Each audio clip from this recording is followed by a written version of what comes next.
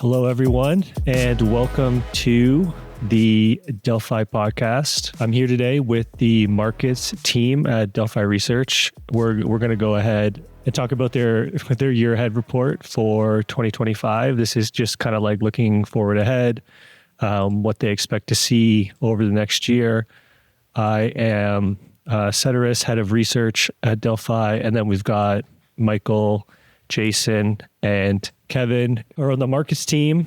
And this is the second year ahead podcast that we're doing. We had the gaming one come out last week, and we're going to have after this one infrastructure, DeFi, and then the last one is DePIN, DEAI one. So yeah, maybe to get it started, maybe we can talk about where we are, what kind of happened over the last year. Obviously, the last month was a material change inflection point with the Trump presidency. So maybe just do a little macro overview right now. Yeah, I'm happy to kick things off. I think a lot of what we'll talk about today are things that people have been reading our research, won't necessarily be terribly new because we've been talking about a lot of these things for quite a while. I think to set the stage, this year obviously has been quite a great year, not just for crypto, but for risk assets more broadly.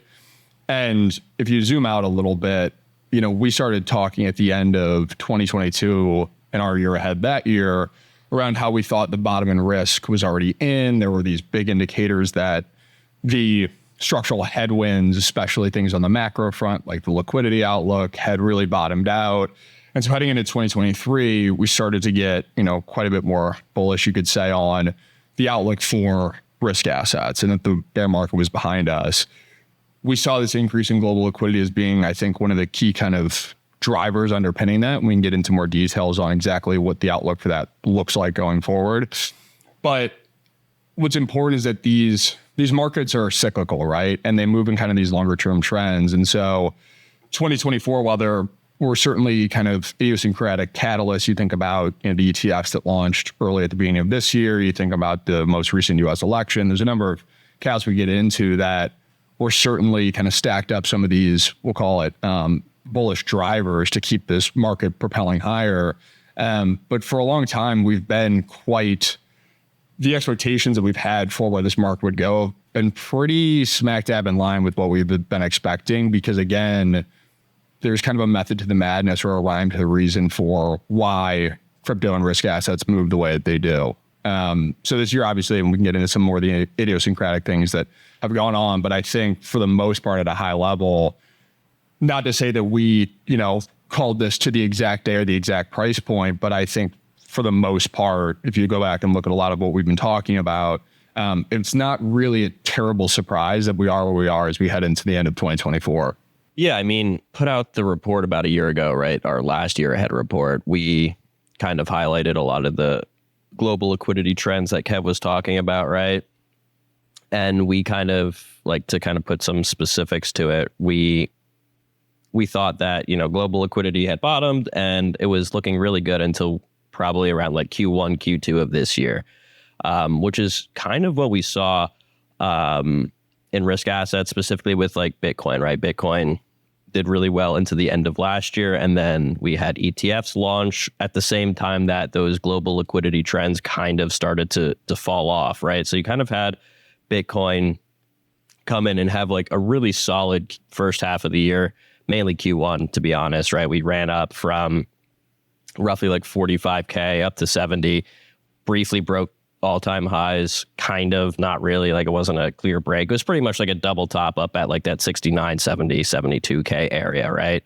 And then we kind of went sideways as the big macro trends kind of caught up with the euphoria post ETF approvals, right? I think it's really important to highlight just how big those ETFs were initially, right? We had tens of billions of dollars of flows come in to the products. All of the expectations prior to launch were kind of blown out of the water. I don't think anybody, myself included, really expected to see that level of demand come into Bitcoin products. But I guess hindsight's always 2020.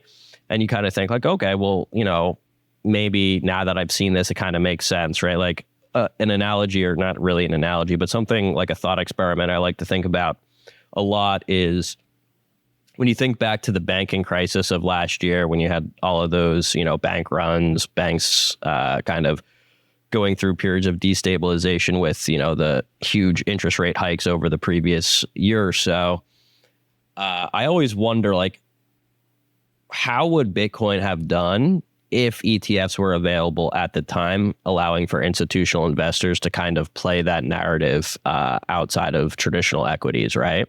And I don't think, I don't think that like we're completely out of the woods with that stuff. Like I do think like in the future there will be, financial stresses specifically within the banking sector. Like I don't think, all of those problems are completely resolved by any means. So like it's kind of interesting to think about like, okay, like Bitcoin did, pretty well during that period. You had the initial sell-off and then it recovered really quickly and started rallying towards 30, 40K. And then you had, BlackRock file for Bitcoin ETFs, which was kind of like the shift in like the really harsh regulatory environment that crypto and Bitcoin had been suffering over the last several years to a more, neutral, less hostile type of environment. So you kind of had Bitcoin really, carry the lion's share of demand for most of this year. We rallied 50, 60%, kind of went sideways, 60, 70K for 7 months, which like in the grand scheme of things isn't bad at all, right? Like you can't go up forever. You do need periods of consolidation and distribution, churning of holders, people taking profit, people who buy the top and need to sell before you can go higher, all these types of things, right? But the real kicker was like nothing else in crypto really did great except for like Solana and meme coins, which was like, again, as somebody who was quite bullish memes last year, like end of last year with Bonk and everything, I didn't expect memes to do as well as they did this year at all. Like I was like, okay, Solana's going to go up. So like, what am I going to buy on Solana if I want to outperform Solana? I'm probably going to go buy Bonk. But like I didn't expect the proliferation of all of these memes to the extent that they happened. It was, I think, relatively unpredictable for the most part, right? We didn't have Pump.Fun until the start of the year. So I think maybe like when Pump.Fun launched and started doing really well, you could kind of maybe extrapolate forward and be like, okay, well, maybe this is where all the activity is going to be. But even still, like I didn't predict like everything going up like that. Like in your defense, you didn't know that they would give the dog a hat, right? No, it's true. So, I didn't know there would be a hat. I just knew there would be a dog. But when the hat came in, maybe that was a sign. All right. So how about, so we're sitting here today. It's Friday, December 6th. ETH just crossed 4K. Congrats to all who celebrate. Back above 04, ETH BTC. It's getting a lot of strong ETF flows last few days. I kind of thought like post-election, we would see this as people start moving on from like the pure BTC play, and with like a improving regulatory environment starting to allocate to these kind of like tech narratives. And that's what ETH kind of is, right? If you have these two ETFs, you have Bitcoin as the money allocation and ETH kind of just is the bucket for tech, right? It represents basically the entire tech side of the industry for institutional investors, right? And so I think seeing these ETH flows is a really good sign for the rest of the industry. So maybe like, I don't know, I know you got one of these themes in here is Solana accelerates, right? How do you kind of feel with like, or maybe we can talk about, we just talked about meme coins, like this pivot to fundamentals, right? Or both. Like, what are we kind of thinking here? Do you think that, DeFi tokens or like DePIN tokens or anything basically non-meme, maybe it's this AI stuff now, which you can say is half meme-ish, maybe more than half. But yeah, how do you kind of think the market now reacts in 2025? Yes, I can start with this real quick. We've written about this a lot over the past year, but if I had to kind of characterize crypto markets in 2024, I'd say there's been like three big overarching trends. The first one is rising Bitcoin dominance. So Bitcoin dominance went from around 50%. So $1 out of every $2 in crypto was Bitcoin to a little over 60% at its peak, which was like a week or so ago. So intuitively, that just means that Bitcoin outperformed most crypto assets. So that's kind of one big trend that we saw in markets this year. The second one was dispersion. So in past cycles, like last cycle, when Bitcoin went up, Bitcoin goes up 1%, that usually meant ETH went up 2%. And that usually meant that the long tail of alts went up 3+%. It was kind of this like super smooth risk curve. And we didn't see that this year. Ceteris, you've had this great chart that you've shared over the course of the year. But if you basically if you break down crypto asset performance by sector, you see that a lot of stuff has underperformed BTC. There's been some pockets of like extreme outperformance, like in meme coins, but there's actually a surprising number of tokens that are either flat or down on the year, which is kind of like a new dynamic this year in particular. So there's been like just extreme dispersion across the market. That would be number two. And then the third one would be, to Jason's point, like the rise of meme coins. And I think the first half of the year, a lot of crypto natives were not allocated to memes, and were certainly not allocated to BTC. So we had this like barbell dynamic where BTC is doing really well, Bitcoin's going up because of ETF flows, institutional adoption, all that stuff, and meme coins are going crazy.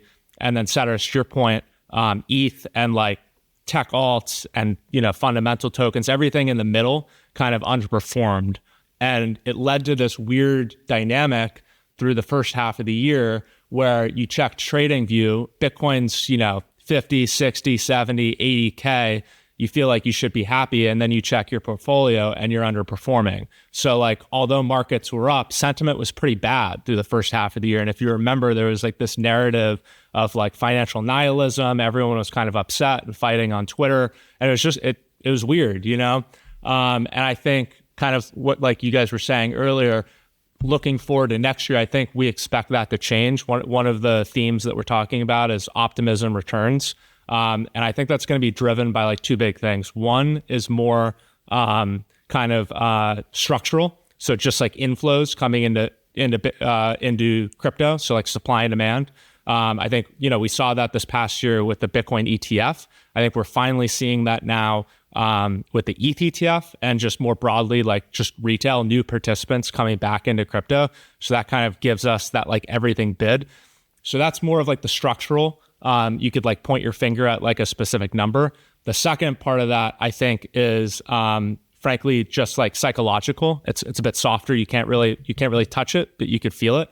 And it's just like the general vibes of the space. I'd say like through the first half of this year, there was this real sense that like all crypto is it's just meme coins and like speculation, and we still don't have product market fit. What are we doing here? There's no adoption. Retail's not coming back. It led to this real sense of like frustration, and people term this all sorts of things, but like financial nihilism was a big one. I think we're starting to see that shift, actually, and I'm not actually sure when that started to happen, but I do think that people have just become more optimistic about the like crypto technology. Bitcoin hitting 100K, ETH's finally going back up. We have this new like AI meta. There seems to be like this kind of brewing optimism within the space that I think we expect to be like a major theme next year, which is pretty different than kind of what we've seen over this past year. Yeah, and to add on that, right? I think you kind of touched on this, Ceteris, earlier. Is like I think there has definitely been like the palpable shift in this less quantifiable kind of optimism type of theme since the November election, right? Like ETH ETF flows were kind of, to put it bluntly, horrific since launch up until mid-November. Performance across all sectors, minus majors like Bitcoin and Sol and meme coins, were a really mixed bag at best and pretty horrific at worst. Like when you run the like the sector performance chart that you put on Twitter and made popular, right, between the different buckets of all the assets, if you do from like start of the year to January or to November 5th, right, the election, a lot of those boxes are like red and very red, and there's a couple that are green and one that's very green. So it kind of like speaks to the big dispersion that's been happening this year. But then when you run that same dashboard, and you'll see this in the year ahead report, when you run that same analysis from November 6th to today, everything is green, very, very, very green, right? And so I think we're going to look back, and it seems pretty obvious right now, and I think it'll be even more obvious when we get several months down the line from now that the election was extremely, extremely important for crypto sentiment, crypto optimism, right? Markets are future looking. They don't really look at the past very much. They try to price in what the future holds for markets, both from like a regulatory standpoint, a policy standpoint, earnings standpoint, when you look at like stock markets and things like that. And all of those things are kind of predicated on what investors think the future is going to look like. So with respect to crypto, this is kind of what I hit on earlier in the year, or earlier in this, this podcast, is that regulation and regulatory certainty has been one thing that has been like, the giant elephant in the room for the last several years. Crypto companies have been served Wells notices without being told what laws they're breaking. It's like, oh, well, we're going to sue you, like from, like a very hostile regulator. Gary Gensler, very, very, very obviously not pro crypto for the last several years, even though he shilled algo prior to his, SEC life. As somebody who's not a crypto native, or like who has already staked their career on crypto, looking at crypto and investing in crypto was not something that a lot of people in the traditional finance world were like very comfortable with outside of Bitcoin, right? You got the ETFs and that was good enough for them. They're like, all right, well, we could invest in Bitcoin, which is good enough for my crypto exposure through these ETFs. And that's what we're going to do. And you had obviously like the banking and, financial narratives around fiscal deficits and debts of the country. Like, okay, hedge against, monetary debasement, global liquidity. It's just a very easy, clean narrative for people in TradFi to understand. But to take that extra step and kind of go further down the crypto rabbit hole and risk curve, like the justification wasn't that compelling. It's like, I can just, get my 60% ARR Bitcoin asset exposure through this and call it a day. It's fine.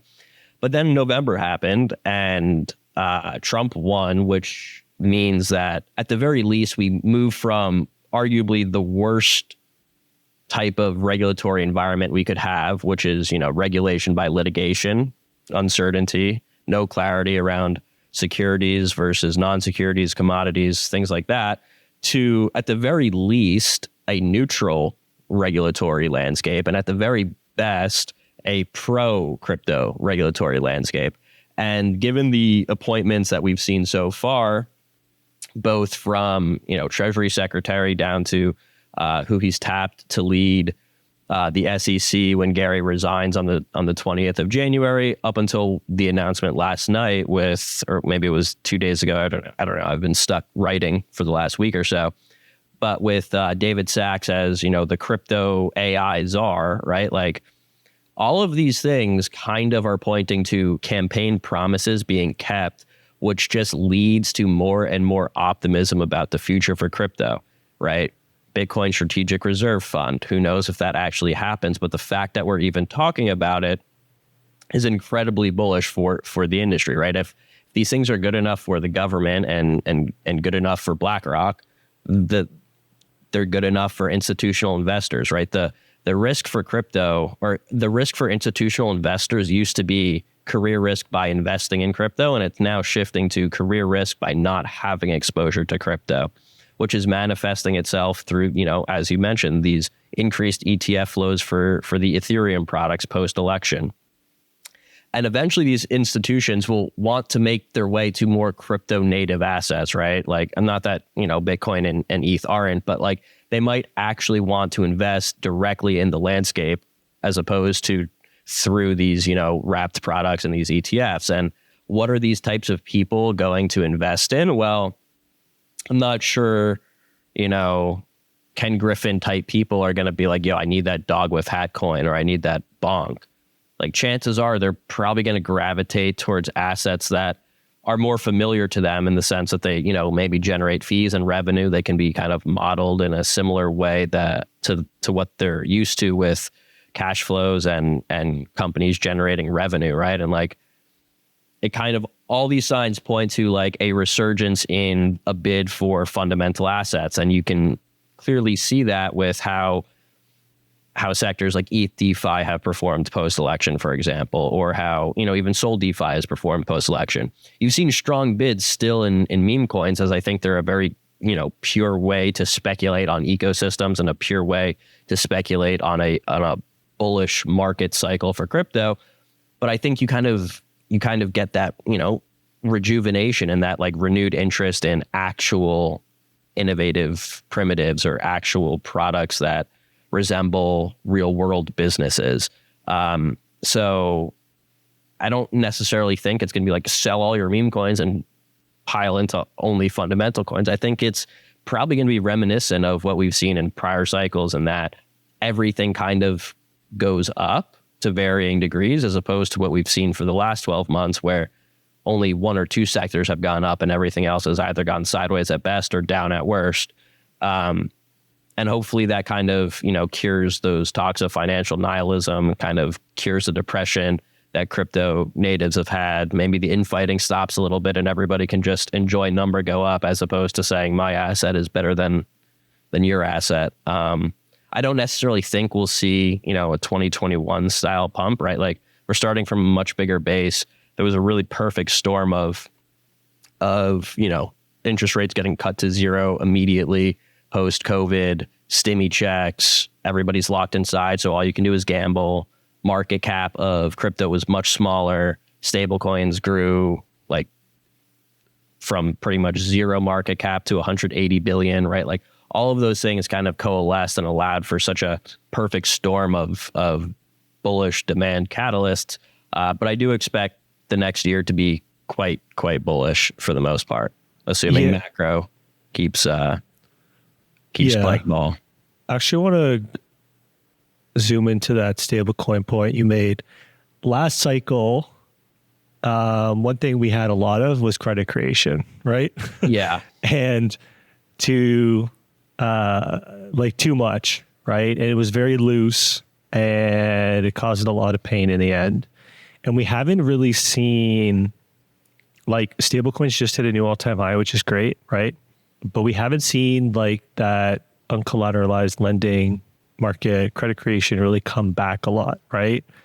And so I know this is like one of your themes in your report, so maybe it's worth like talking about that and what you think that'll kind of look like, because we're not going to go back to how it was before, because it's not sustainable. And I mean, about half of it was illegal. So like, where do you kind of see, where do we kind of see this going?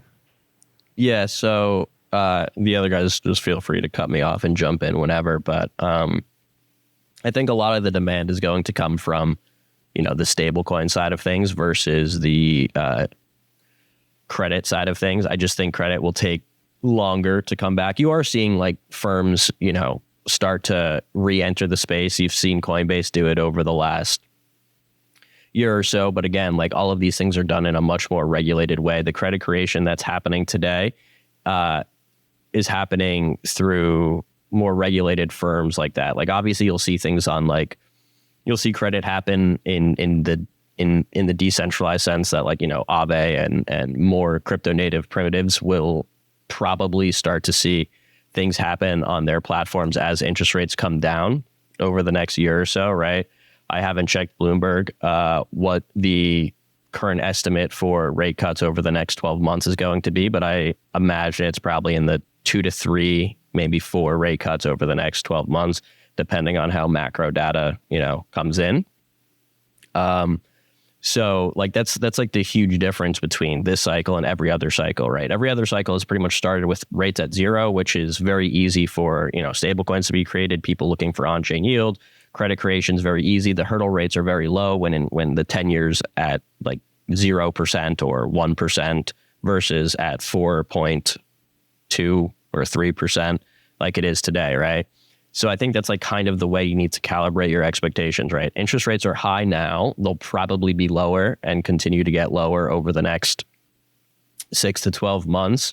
There's a lot of reasons for why this is likely to happen and needs to happen, one of which being the government needs to roll over trillions of dollars of debt, and they simply cannot afford to do it at 4 point whatever percent the 10 years trading at or will trade at. So with that assumption in mind, right, like, okay, so if rates come down, you'll likely see people seek yield in more creative ways or move out further on the risk curve.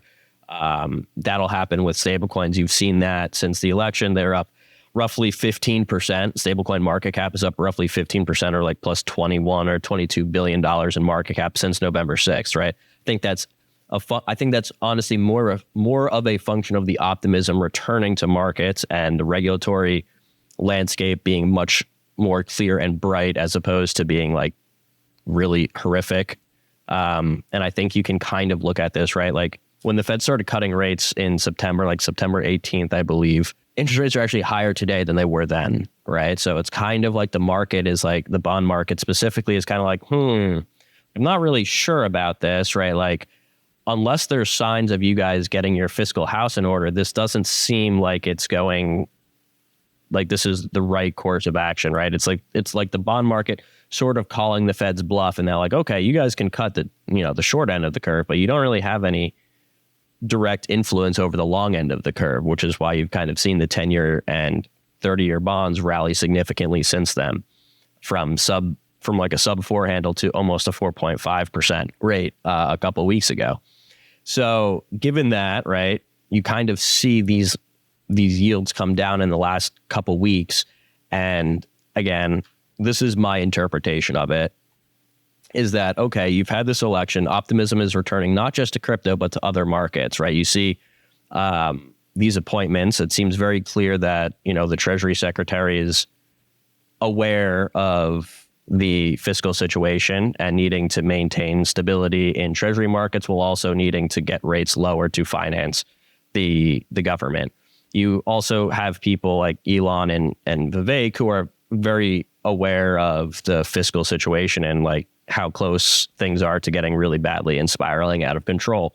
So I think just the fact that like people are talking about this is kind of giving some credit back to the government, and that like, okay, like they're talking about this, so perhaps there's something they do to get this under control. Therefore, credit's being given and yields are falling. That's my interpretation of why yields have come in over the last several weeks, as opposed to why they rallied from the September rate cuts until the election. So that being said, I just think credit is still a long ways away. I don't like, to your point, a lot of the unsecured credit that was given out to hedge funds like 3AC, who then used that money to then long their longs and then eventually blew up. Like, I don't think you're ever really going to see that again. What I do think is you'll see companies like Coinbase build out their institutional lending arms. I think you'll see traditional banks that are now getting okay with crypto. They're going to start custodying crypto. And then the next step after that is they're going to start providing credit solutions to crypto clients in the exact same way that they provide credit solutions to normal clients who have stock portfolios, right? When I worked at JP Morgan, the biggest like way that we would woo new clients to come over and service existing clients was not through, SMAs and interesting investment opportunities. Most rich people don't go to places like JP Morgan to grow their wealth. They've already grown their wealth. They go for like interesting liquidity type solutions. And most of those came through credit, through the credit department, i.e. lines of credit against their LPs, lines of credit against their businesses, their portfolios. And I think you'll start to see credit being extended against crypto portfolios from these big banks over the next year or two as these banks build out their infrastructure.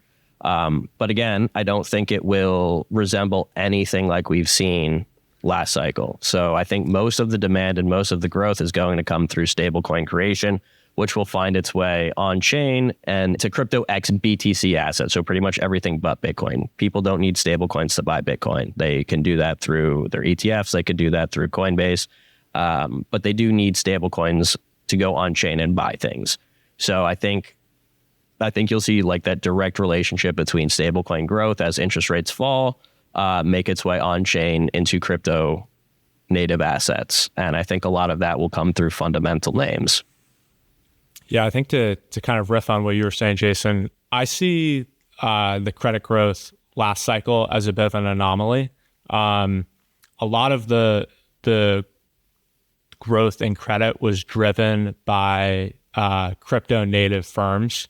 So like a Genesis, I guess 3AC was taking credit. I don't think that's going to happen again, or at least not in the near term. So the way that I kind of think about credit is actually quite similar to the stablecoin story.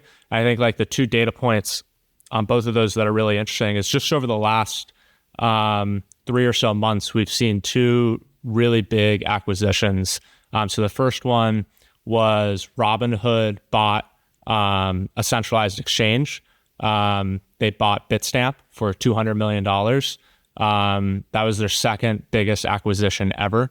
And then the second one was Stripe, one of the biggest payments companies in the world, spent over $1 billion buying Bridge, which is like a back-end stablecoin infrastructure company.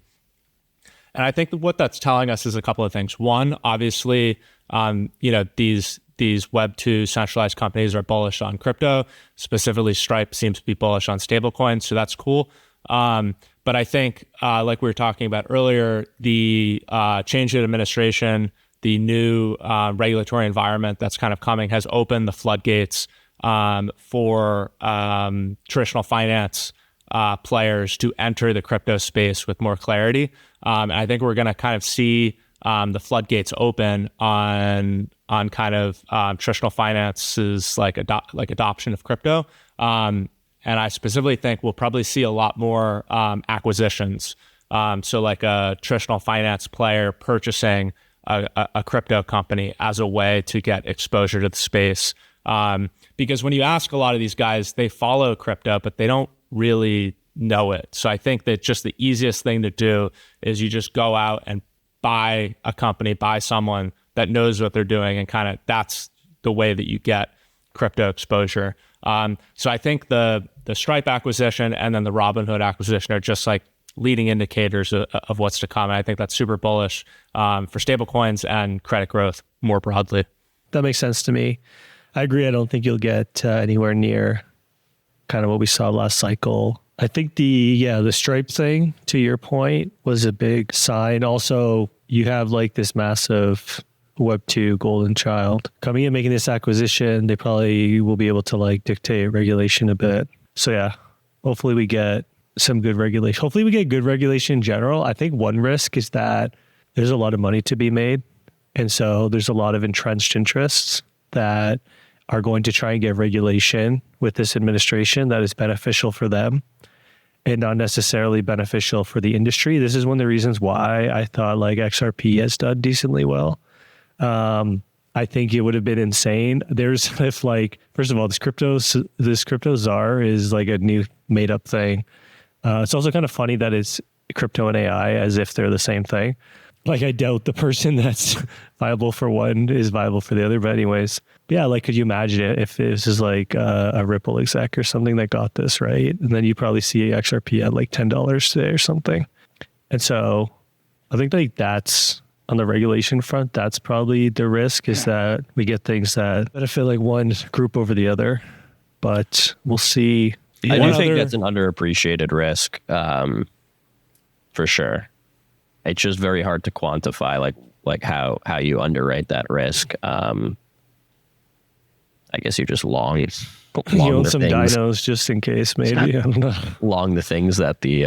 Well, I mean, like Coinbase is one that they could get a lot of stuff that goes their way, but maybe. I mean, that has been some criticism of Coinbase over the last like year or so, right? Like So you need to get a license to host like a DeFi front end or something, and Coinbase is the one that kind of gives those out. Two other, real quick on the stablecoins, like two other interesting like kind of storylines I think within stablecoins are one, over the past couple of years, all throughout the bear market, and even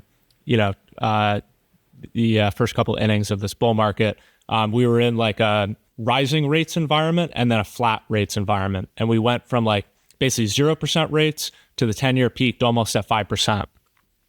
And the narrative back when rates were at zero was like, okay, once rates start rising, the music's going to end, all the money is going to flow out of crypto. These stable coins are, they're going to drop off a cliff. And that didn't happen. The stablecoin market cap went down. I think US Tether and USDC peaked around 130 billion in market cap, and the bottom was 110. So like there were like $20 billion in outflows, which is not that much. If you had kind of asked me back then what I thought would happen, I would have thought like stablecoin market cap would probably have in that rising rate environment.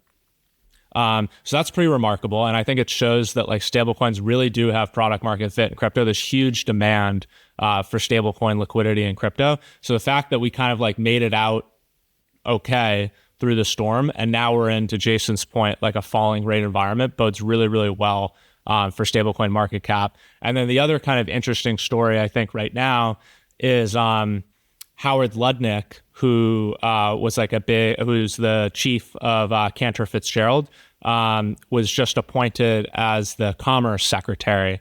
And it came out right around the time that his appointment dropped that Howard Lutnick had personally negotiated a 5% stake in Tether, which I think was worth at the time like $600 million. So now you have a senior member of the Trump administration at Commerce who has a direct financial stake in the largest stablecoin provider in the world. So just like a total sea change, I think, in how the U.S. government is going to kind of treat stablecoins. So yeah, I think that's interesting. And that, like, Jason, you were kind of touching on this a bit earlier, but like, there's been this narrative within crypto that stablecoins like reinforce the dollar and like they extend kind of the dollar's dominance. And I think, Trump has seems to have a lot of energy about the idea of a strong dollar. He wants our allies to use the dollar. He wants our enemies he wants everybody to use the dollar. And if you're not using the dollar, he's going to come after you. He's going to slap tariffs on your exports. He's going to force you to use the dollar. And I think there's, maybe tariffs is the main way to do that.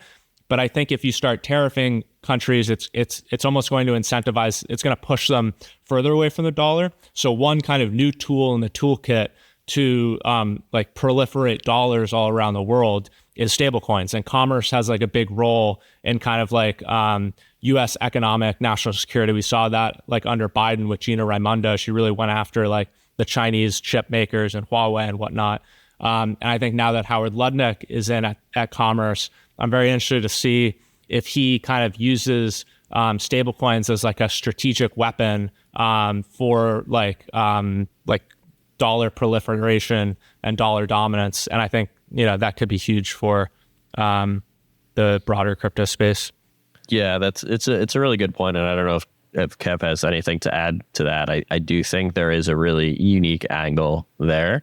And just kind of like throwing out, like, I do think stablecoins will probably, like the total stablecoin market cap will probably exceed $250 billion in the next like year or two, assuming things continue on the trajectory that they've been set on so far. And to put that into perspective, what are they, like 180 right now or 160 with USDC, USDT, and Tether? So I think that alone, I think, would be enough to set off something like that everything rally that everybody's kind of been waiting for that just hasn't happened. That's like the main metric of like demand that I'm just kind of keeping an eye on as the cycle progresses is how do stablecoins continue to grow from here on out, because that's where the demand for everything outside of Bitcoin is going to come from. Yeah, I've been saying for a long time, I think the proliferation of US dollar stablecoins is actually in the US's interest, which is almost ironic because of the prior administration's kind of regulatory stance towards stables, but basically all things crypto. I mean, I think the big thing, one, yes, it can extend the timeline of, let's say, dollar dominance, which I don't think the dollar is really under any immediate threat. People have been calling for the downfall of the dollar for 15 years now. And we still haven't gotten that. If anything, in certain pockets of the financial system, the dollar's actually become more prevalent. But the big backer is, or the big kind of kicker is, one of the reasons why Tether just absolutely prints money is because you take those inflows and then you invest them into dollar yielding assets, right? Primarily think about like US treasuries, right? That's a very lucrative business model. And so if US dollar stablecoins continue to grow and eventually become big enough, they can become a pretty sizable buyer and holder of US treasury securities, which comes at a time in which there's a lot of question around where that incremental buyer continues to come from or flow from, given the size of fiscal deficits and the current size and growing size of the US public debt outstanding right now, right? Which obviously is a very, very debatable topic. The other alternative here, and what we continue to see, and this is what my expectation is going into 2025 and has been for years, the more debt we have in the system, the more liquidity is required to not only service that, but also serve as kind of called balance sheet capacity for new lending, for actually refinancing existing lending.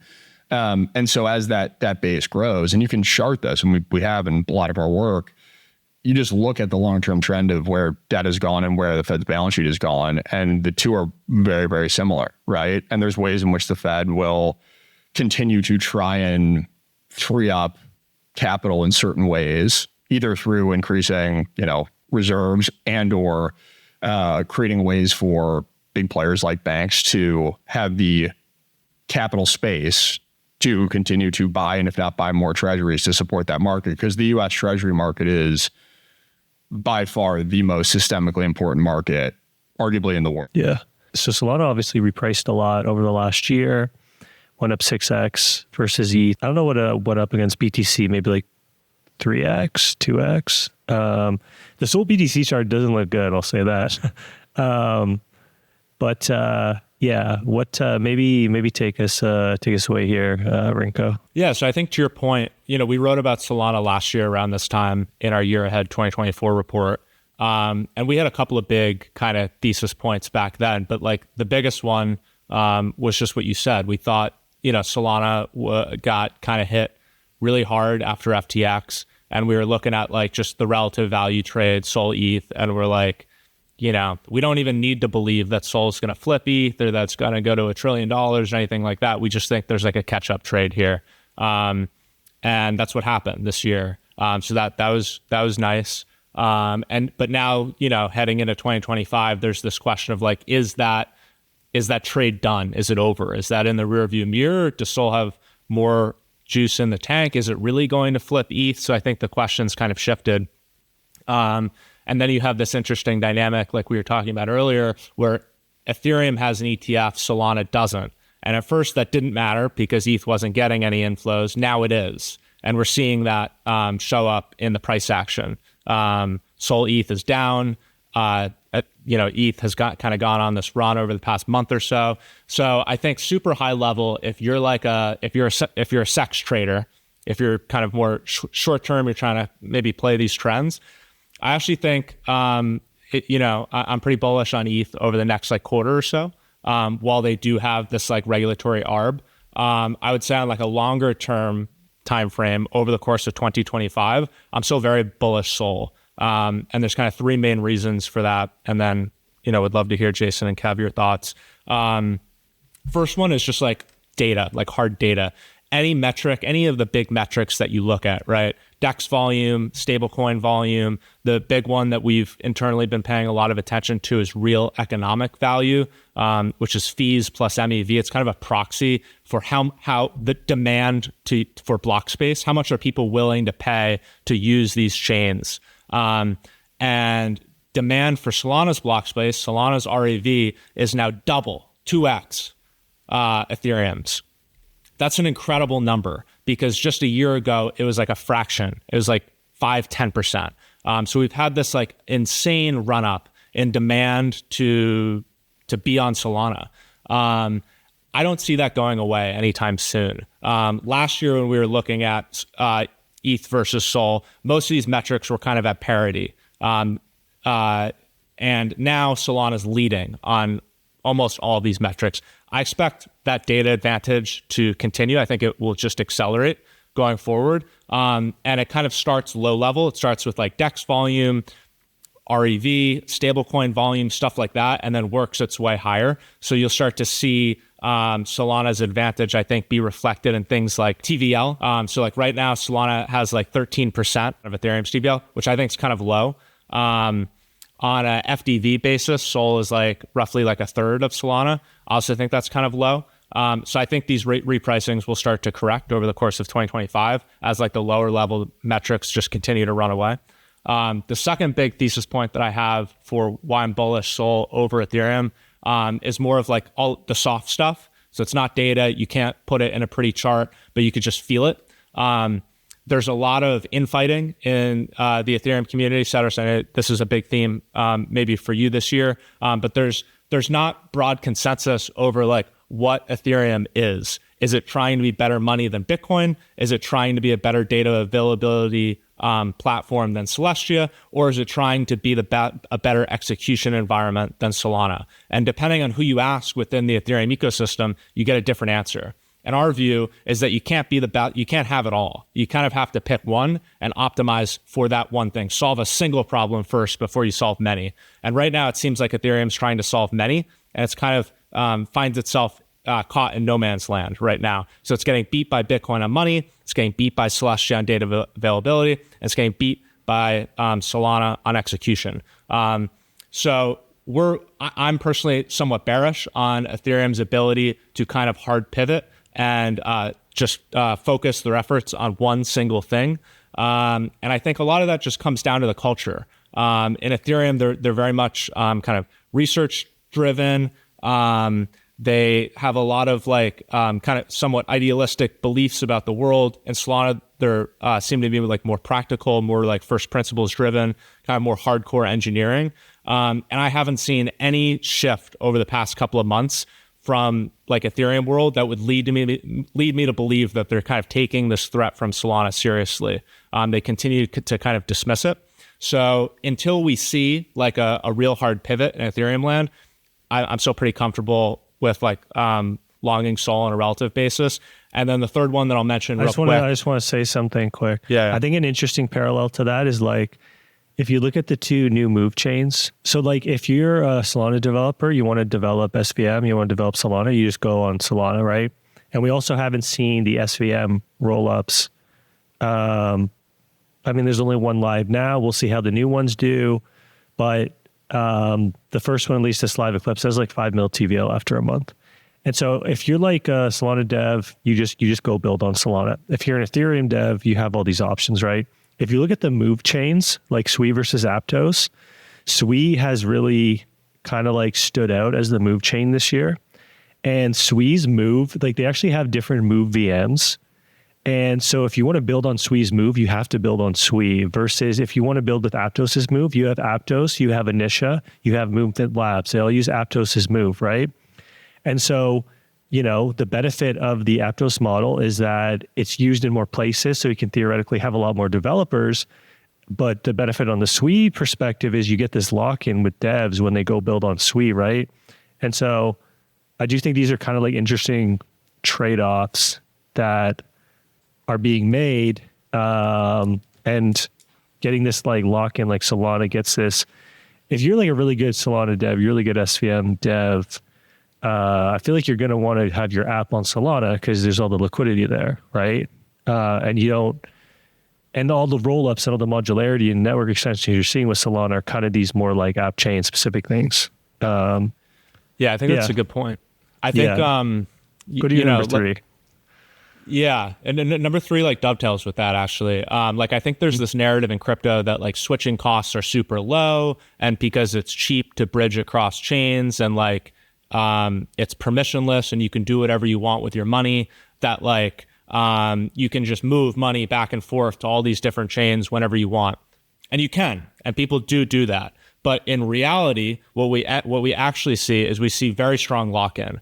We see like a lot of stickiness in capital. And the best way to visualize that is just looking at like a lot of the Ethereum DeFi 1.0 names. They still have massive TVLs. So a lot of that money has just been like stagnant on these applications for years now, even though there are probably more attractive opportunities elsewhere, right? So I don't think, it's not obvious to me that like all of the usage on Solana now is going to go like elsewhere. I think once you get a user on your chain, it's very hard for that user to move elsewhere in practice.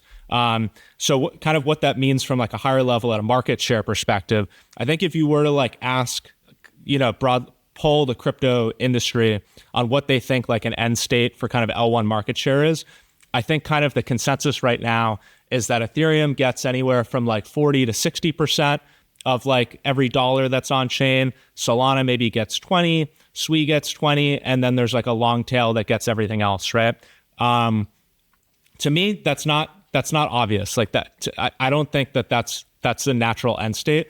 I think Solana very easily could accrue like a majority of the dollars on chain. And I don't think it necessarily has to be in that 40, 50, 60 range. I think it could be 70 or 80%, especially in the near term. I think like these kind of blockchain systems are like inherently very centralizing. I think finance is extremely centralizing.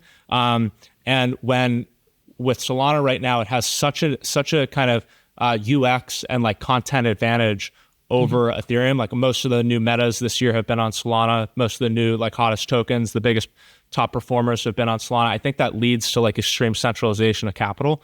And I don't see that dynamic changing anytime soon. So I think over the next year or so, we'll continue to see Solana steal market share, mostly from Ethereum, but perhaps from other kind of networks. I got a couple of thoughts here because I think it's important also. Crypto has a lot of obviously tribalism and infighting that continues to this day.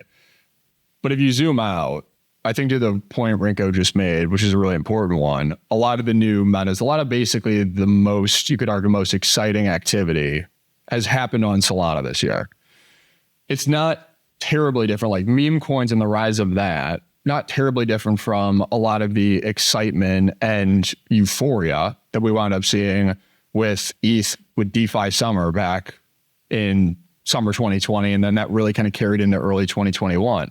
And during that period, I mean, ETH went from, you started to see activity pick up, you started to see that excitement, and ETH went from $200 to nearly 4K in a matter of less than a year, right? And there was massive outperformance relative to BTC. And so I think, again, it's important to kind of frame it in that sense, because when we talk about bringing back to fundamentals, a lot of this is basically, again, where is attention flowing? Where is that driving activity? And what are the most exciting things happening? But when you look at these, not to like over-index on prior performance or what prior cycles tell you, but there's a lot of parallels you can draw with DeFi summer to what's happened so far this year on Solana, right? NFT wave, like our AI agents, this next kind of meta that's getting excited, because again, crypto tends to kind of formulate around narratives and pockets, right? And things get really exciting and can get really exciting really quickly. And while a lot of that, once you see success, there's a lot of either copycat projects and things of that nature. But what gets left behind is, I think, critical infrastructure that each of these kind of phases has left behind. It gives us more kind of building blocks and pieces for what's going to be built in the future. And so when it comes to the ETH SOL dynamic, I also agree. I think there's a number of things that ETH at this point can have going for it. And it's important to be clear. I think SOL outperforms ETH, but I don't think ETH on an nominal basis does not do well. I don't think it declines, right? I don't think price goes down. The ETF flows, the institutional argument is, I think, a really strong one, because for institutions that aren't at nearly as deep as most people, the average crypto participant is, and having these types of debates, right, about what ETH is, they're looking at from an asset allocation standpoint. They're saying, okay, ETH is the next logical, if I want to get further out of the risk curve in crypto, ETH is the next logical asset for me to look at, for me to potentially get exposure to. I now have vehicles in which I can very easily get exposure to it. And in some ways, depending on how that trends, I could easily see ETH becoming, it's kind of like the old adage, like no one got fired for buying IBM, right? Institutions, Bitcoin's kind of becoming, to Jason's point, that narrative slipped on its head. Now I totally agree. I think there's more career risk in not having exposure, or at least not having a good credible argument for why you don't have exposure. than poking fun at Bitcoin. Poking fun at Bitcoin is no longer what the cool kids do, right? That doesn't get you the cool kids table. ETH can kind of fall into that bucket of nobody got fired for buying the most obvious way to play, let's say, the growth of the crypto ecosystem outside of BTC. I think it can have that going for it, which again can mean that ETH can do well. But I think it's important to like recognize that it's not saying that ETH, is destined to fail and destined to fall while Sol rises. Yeah, I think everyone's kind of on board with that. I think one important point on Sol too, with like getting the new metas and stuff, I've seen a lot of people kind of make comparisons with Solana, and there's a lot of meme coin trading. And so they'll say, oh, like last cycle BSC got a lot of activity, avalanche, all these things. But what that kind of misses fundamentally is that those were all because ETH's fees rose very high. And so people needed to like go move to a cheaper chain. But an important point with Solana doing well is that ETH was cheap all year, right? Like people were not using Solana, but like, yes, they were using it because it was cheap, but that was one factor. There were a lot more factors why they were using it, because there were days like the gas price was 1 or 2 Gwei on Ethereum for like months, right? And so it was not expensive. And so I think it's an important point to like keep in mind when you're talking about why people use Solana. All right. Well, I'm going to ask Rinko, I'm assuming you expect like Sol ETH to make a new all-time high next year. I do. Yeah. Do you have like a target of ETH market cap you think it'll touch? I mean, last year around this time, I predicted that it would hit 0.1, which proved a little overly optimistic. I think it probably hits 0.1 by like the end of the first half of next year. So maybe by like June or July. Okay. That'd be my short-term prediction. It's a good prediction. Jason, where does ETH BTC top? What's like the highest ETH BTC touches? Oh, that's a good one. I think ETH BTC might go up to like 0.45. That's it? 0.045. That's the top you think it'll hit? I just think there's a very real world where Bitcoin accelerates towards like 180, 200K next year. Damn. I think, I find the ratios really hard in 2025. They're like tough. we had such a strong view coming into this year that Sol would outperform ETH and that BTC would outperform ETH. And we had a lot of conviction on that. We wrote about it. I think 2025, the picture is much less clear because you have ETH has an ETF, Sol doesn't. And then BTC has this potential like nation state adoption catalyst. And that makes like forecasting it, I think, really, really difficult. Yeah. I mean, I'm like, for me, it's just like not as quick fire, but like, it's just like a tough decision. It's like, what do I sell to buy ETH? Like, I'm still very bullish Bitcoin. I'm still very bullish Sol. I don't think you can go wrong, like owning either or owning all of them, right? Like, a lot of people are like, oh, I can only own one thing and only one thing. But like, I don't know. If you're not sure, I would just own everything because I think they'll all do well. I will never sell my Bitcoin for ETH. Yeah, I agree with that. Like I could see Sol ETH getting 0.1. I mean, when I wrote something after post-election, and it was like, I think ETH BTC bottoms. I think ETH probably outperformed short, medium term, but I still think Sol goes up long term. I still agree with that, but it's definitely not as strongly held as I had in the past, right? And so I think BTC, ETH, and Sol are the highest quality assets in the industry, right? And so, and there's like different opportunities with all of them too. So yeah, I don't have a strong view. I think ETH BTC could get to like 0.6, but I have a hard time seeing it go higher than that, because then you start getting close to like flipping territory, and the risk reward, I just don't think ETH will ever flip BTC. I feel very strongly about that. And so as it approaches 0.6, it's getting to be like a pretty good chunk of BTC's valuation. It's just the case there, it makes it harder. We'll see. I mean, I also think that like high throughput chains is kind of the thesis of next year. I'm writing about this all in for a year ahead. And I think that's also confirmation that Solana was like correct in building this global fast shared state machine, right? Yeah, I'm somewhere in the camp of, I think it like in like the best case for ETH, like it outperforms by somewhere from like, 15 to 30% next year. Cause I do think the bid for Bitcoin will accelerate significantly a few reasons next year. One prediction that I'll throw out is like, I've always believed that the winning L1, whichever the biggest L1 is that has the most activity and volume and whatever, that will be bigger than Bitcoin. I think it'll be more valuable than Bitcoin. And we've never seen anything flip Bitcoin because, to be honest, these chains aren't that useful. We haven't really solved a problem for like normal people yet. Like the problem only problems we've solved is we've given them a way to speculate, potentially make a lot of money. And I think like stablecoins are another like thing that crypto's product market fit. But I think next year, if OpenAI drops GPT-5 in January, and all of a sudden we have these AI models that are as capable as a human, as trading and taking action and buying pizza and anything you could think of, they can do as a human. In theory, the number of on-chain participants could 100x. And if that happens, that's all going to happen on an L1.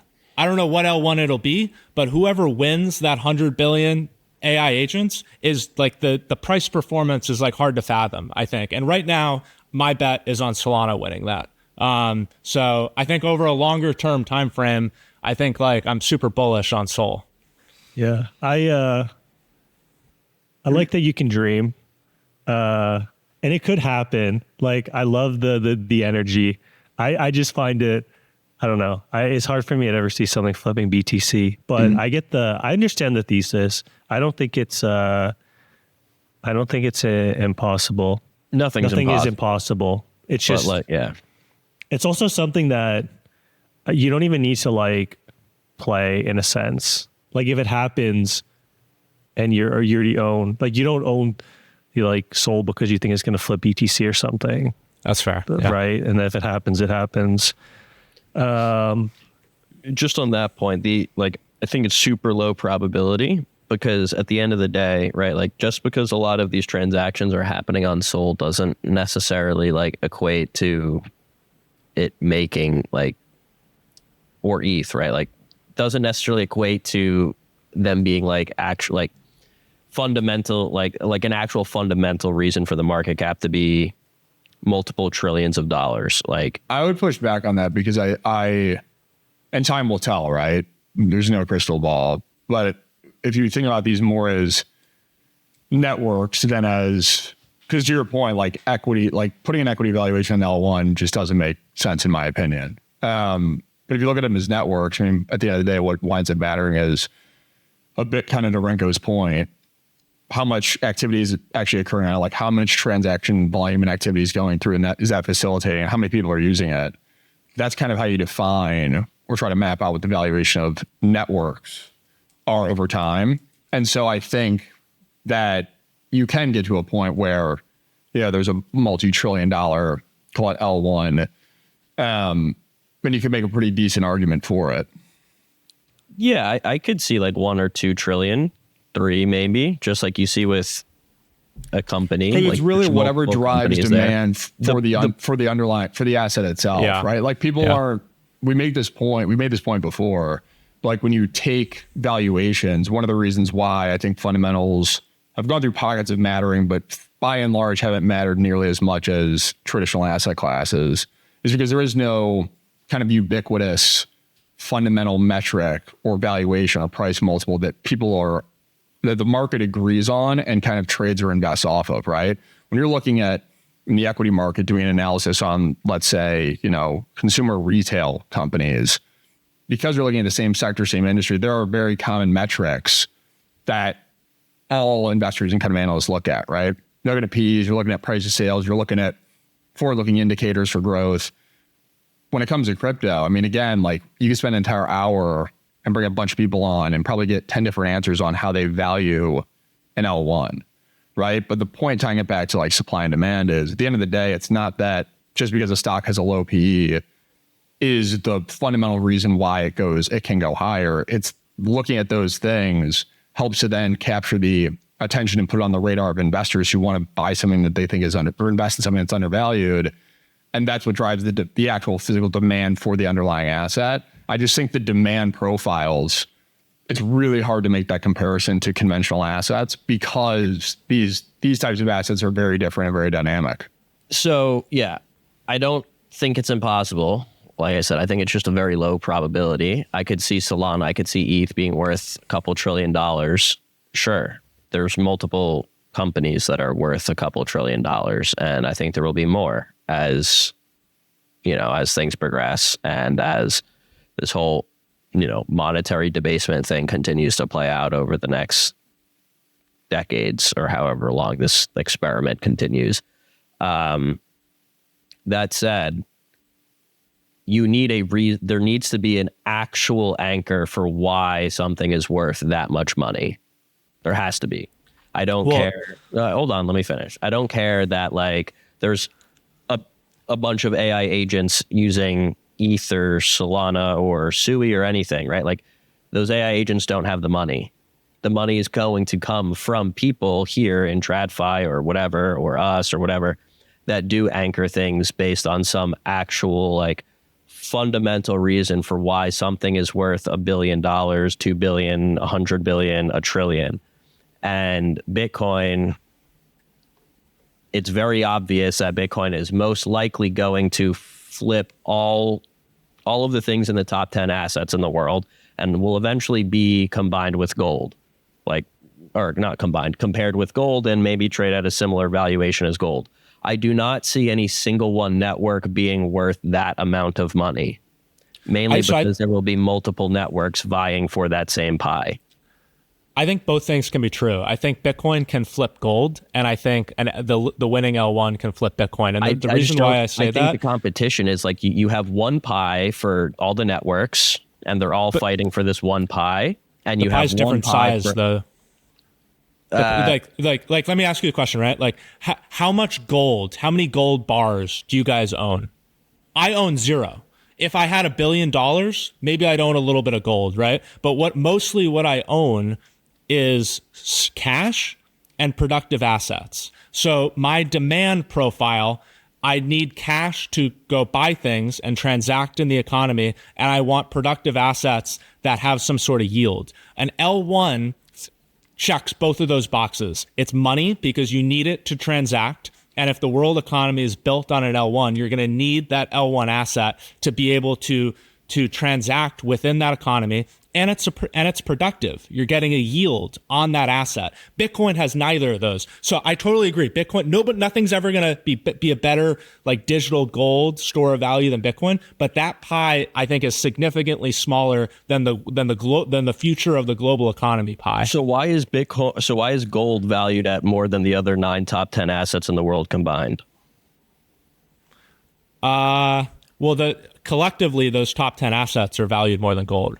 No, the other 9 are not. When you add them up, it's about the same.